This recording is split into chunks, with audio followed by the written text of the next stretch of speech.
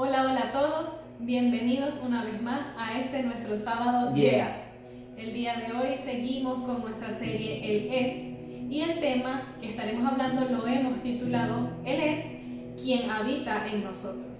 Vamos a leer entonces la primera carta a los Corintios, capítulo 3, versículo 16, que dice: ¿No saben que ustedes son templo de Dios y que el Espíritu de Dios habita en ustedes? Si alguno destruye el templo de Dios, él mismo será destruido por Dios, porque el templo de Dios es sagrado y ustedes son ese templo.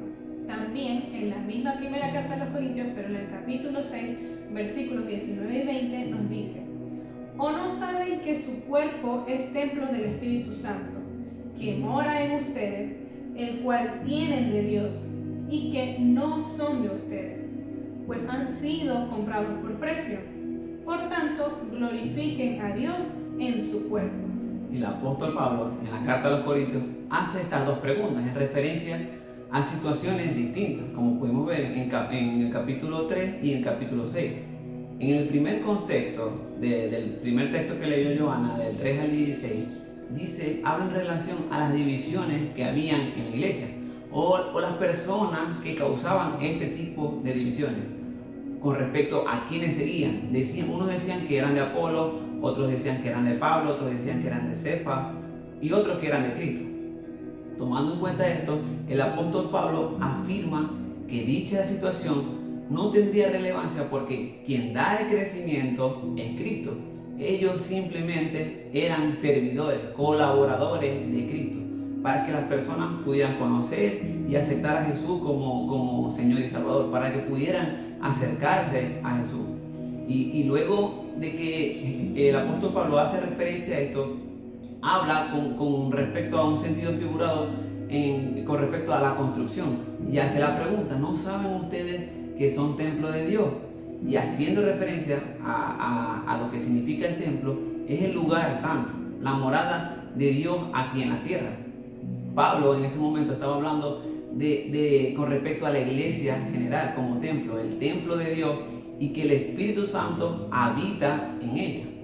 En el segundo texto cambia un poco el contexto porque, aunque sigue siendo la misma carta, luego de describir a la iglesia como el templo de Dios, como lo describe allí en el capítulo 3, ahora hace referencia de manera individual a nosotros como creyentes, nosotros como el templo del Espíritu Santo, donde habita el Espíritu Santo. Y Pablo hace esta referencia en medio de un contexto donde se vivía en esa ciudad con respecto a las inmoralidades sexuales, con lo que estaba ocurriendo en la iglesia. Y hace referencia a que nuestro cuerpo es el lugar santo para Dios. Pablo al final del capítulo 6 dice que glorifiquemos a Dios en su cuerpo y en su espíritu. Y hablando ya del contexto general que vivía la iglesia de Corinto en ese tiempo, estaban sucediendo muchas cosas con respecto a la parte moral. Había falta de amor, había división entre los miembros de la iglesia. Sin duda necesitaban examinarse, necesitaban cambiar aspectos de su vida. Era necesario un cambio. Y por eso Pablo escribe esta carta y hace las exhortaciones y hace las advertencias. Porque a las personas que estaban en Corinto les estaba costando desarraigarse de la cultura en la que se encontraba, de la cultura que los rodeaba. Y hablando un poco de este tema de moral, y tiene que ver con las acciones de las personas, desde el punto de vista de su obrar en relación con el bien o el mal, y en función de su vida individual y sobre todo también colectiva, conforme con las normas que una persona tiene de bien y mal. Así mismo lo define el diccionario de la Real Academia Española.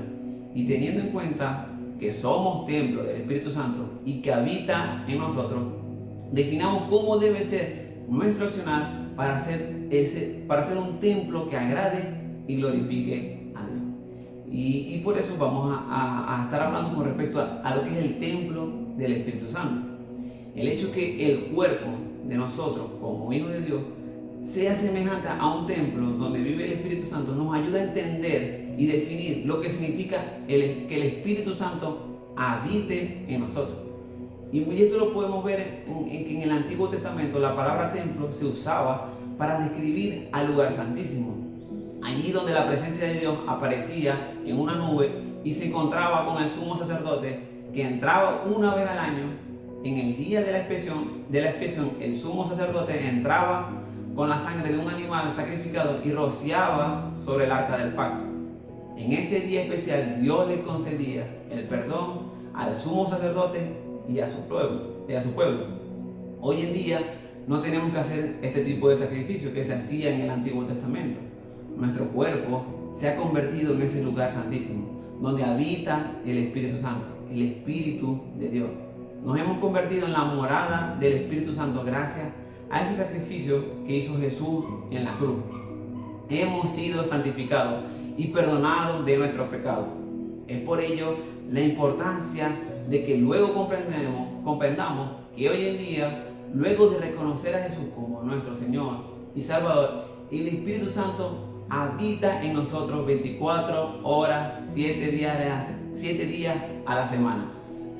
Y es que en el Antiguo Testamento, y es aquí la diferencia, en el Antiguo Testamento podemos ver que solamente podía entrar el sumo sacerdote al lugar santísimo y una sola vez al año, cosa que es totalmente diferente a lo que sucede hoy en día con nosotros, porque hoy en día su presencia habita en nosotros, y como decía Jesús hace un ratico, 24 horas del día, los 7 días de la semana, está su presencia habitando en nuestro cuerpo. Así es.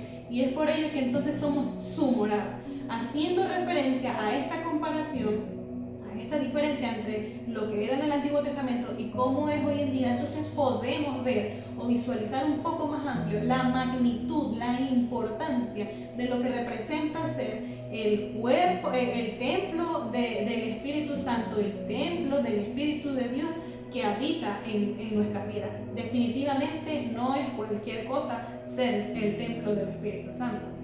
Y entonces vamos a leer lo que nos dice Romanos 8:9, que dice: pero si el Espíritu de Dios vive en ustedes, ya no tienen que seguir sus malos deseos, sino obedecer al Espíritu de Dios.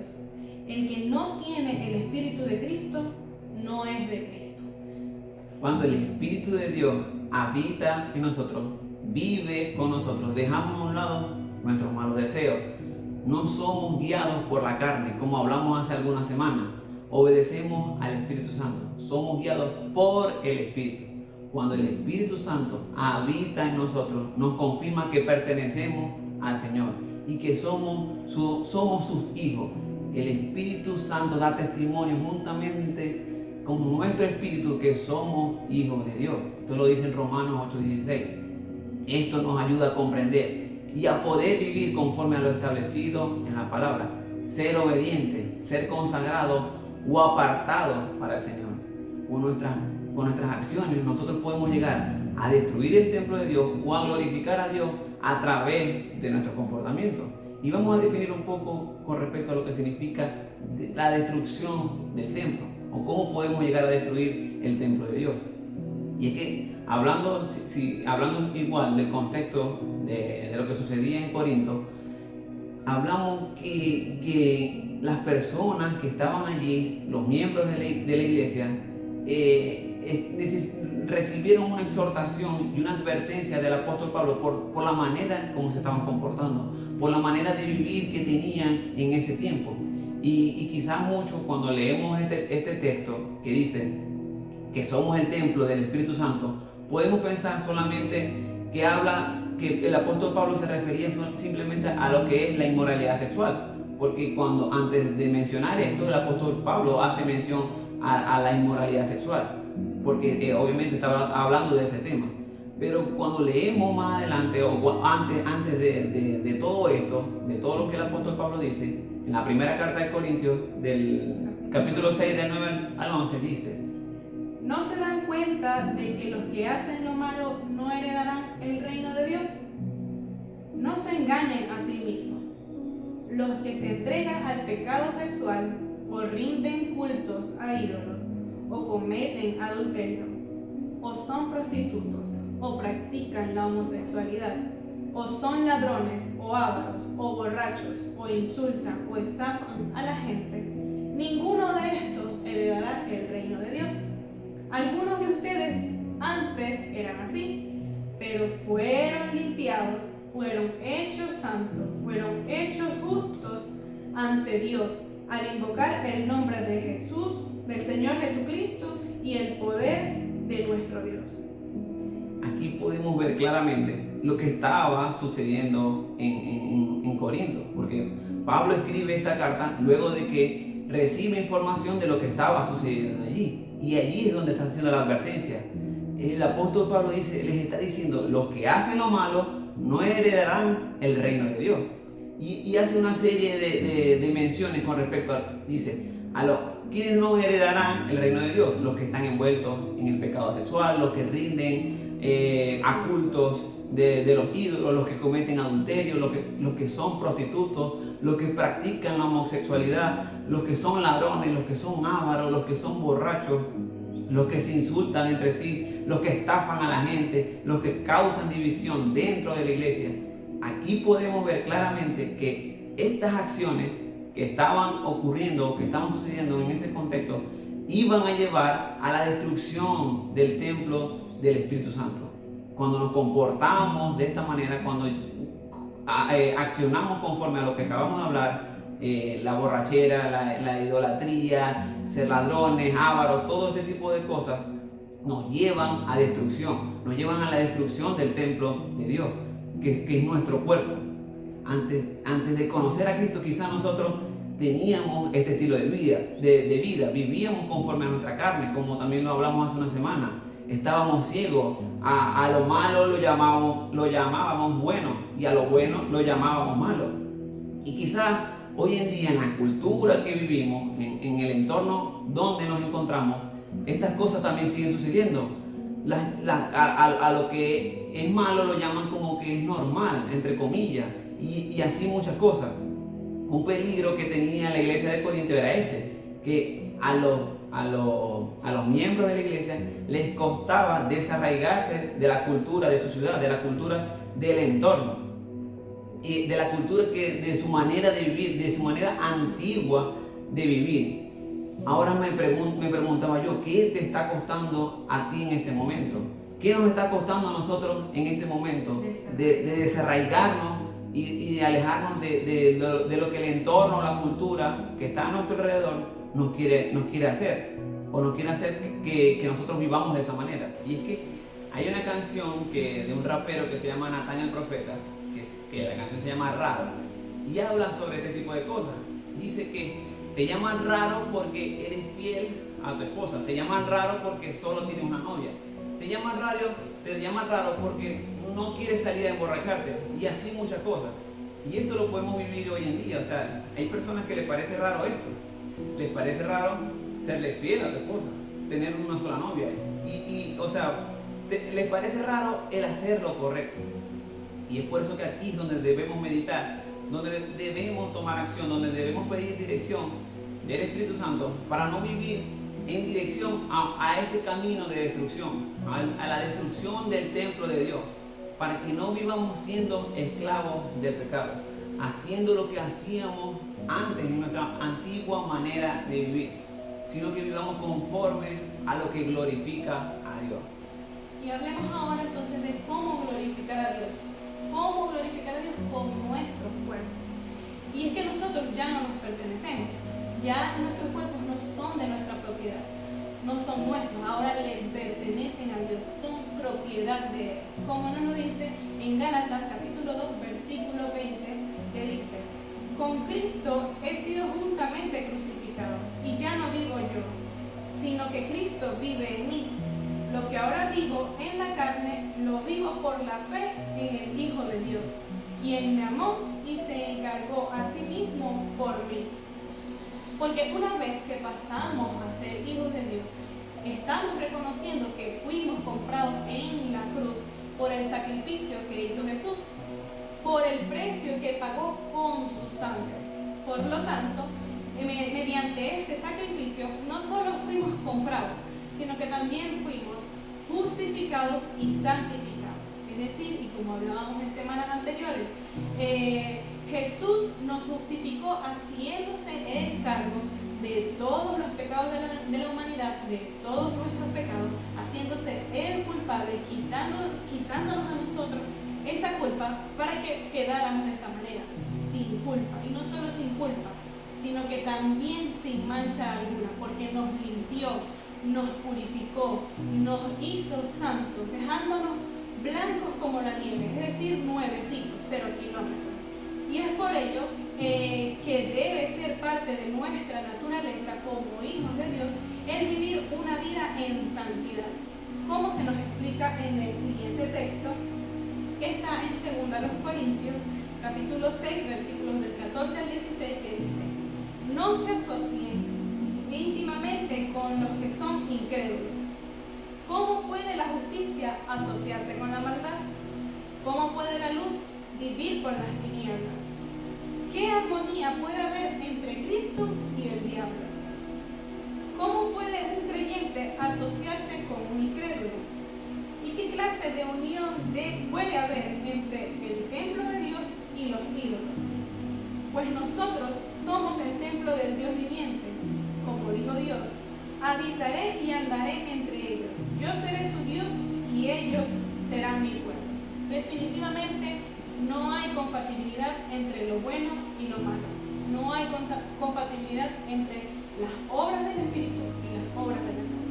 No hay compatibilidad entre Cristo y el diablo, entre adorar a Dios y adorar a otros dioses. Glorificar a Dios representa una vida de santidad, una vida de entrega, una vida de sacrificio, de buenas acciones, de obediencia, de integridad, como también nos enseña el apóstol Pablo en la carta a los Romanos capítulo 12.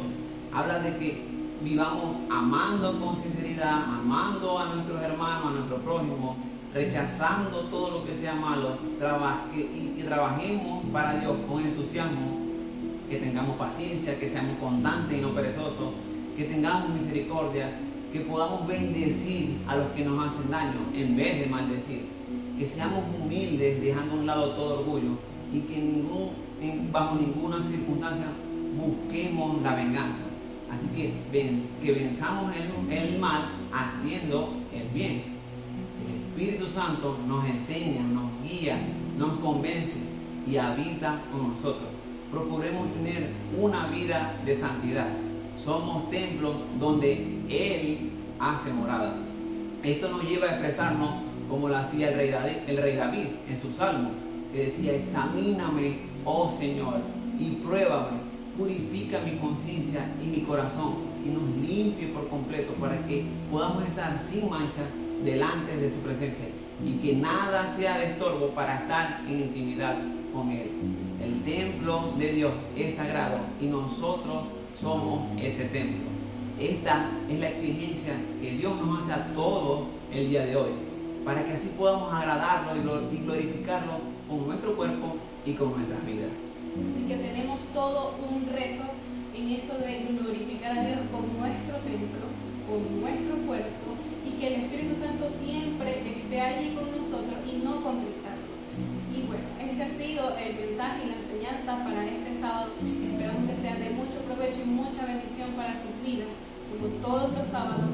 Si les gustó, pueden darle like, sobre todo compartirlo con sus amigos, que a ellos también los arrope y los alcance estos mensajes, y que se suscriban a nuestro canal, dejen sus comentarios porque nos encantaría leer lo que piensan acerca de todo esto que hemos enseñado el día de hoy.